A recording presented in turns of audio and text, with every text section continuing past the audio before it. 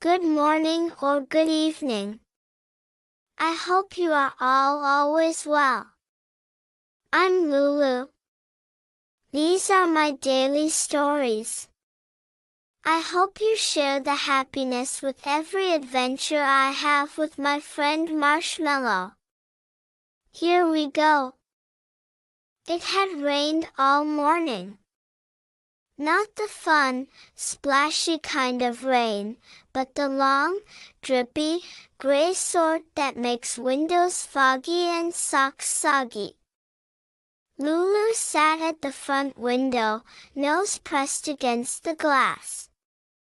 The street outside was empty, puddles forming in every corner, and the sky hung low like a sleepy elephant.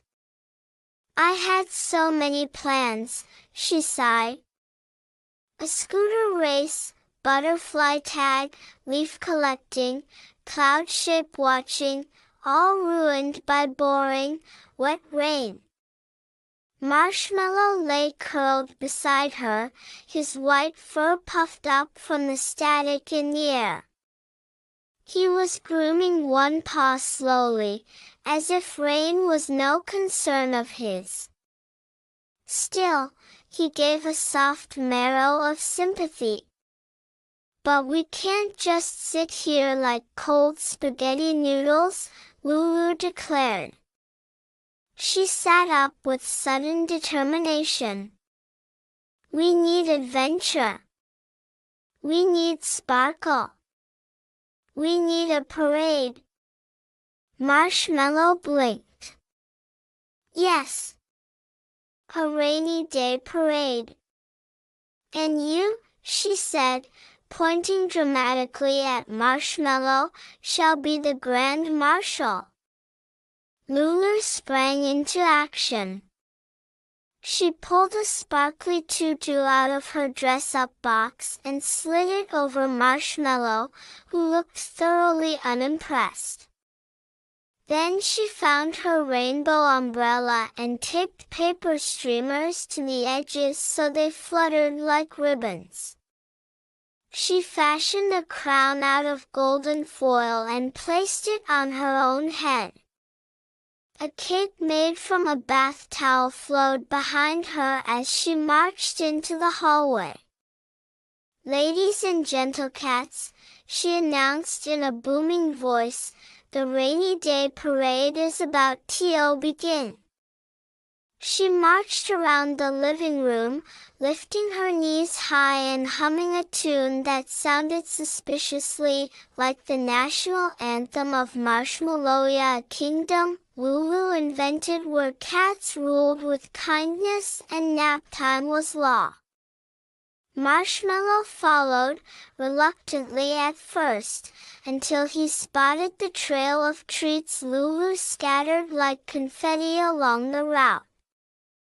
They paraded through the kitchen, past a cheering audience of stuffed animals, Sir Teddy of Bedtime, Princess Giraffe-Lot, and Colonel Fluffernutter.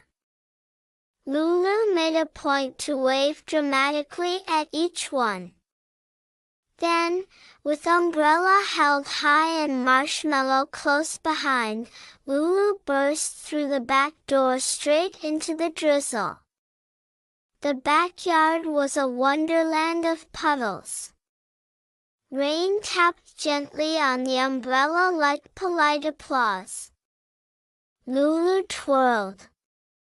Rain can't stop the parade. The parade dances in the rain. Marshmallow, still wearing his tutu, stepped into a puddle and immediately jumped backward, flicking water everywhere.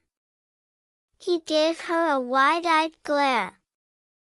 Lulu laughed, lifting him up and placing him in her wagon, which she had just declared the official rain float. The wheels squeaked along the wet patio as she pulled him in circles, waving at imaginary fans.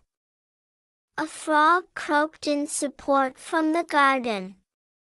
After 2 full laps around the soggy backyard and a rousing performance of the puddle polka, Lulu and Marshmallow returned indoors, soaked, chilly, and triumphant. Back inside, she peeled off her wet clothes, wrapped Marshmallow in a fuzzy towel, and plopped down on the couch with a warm blanket for them both.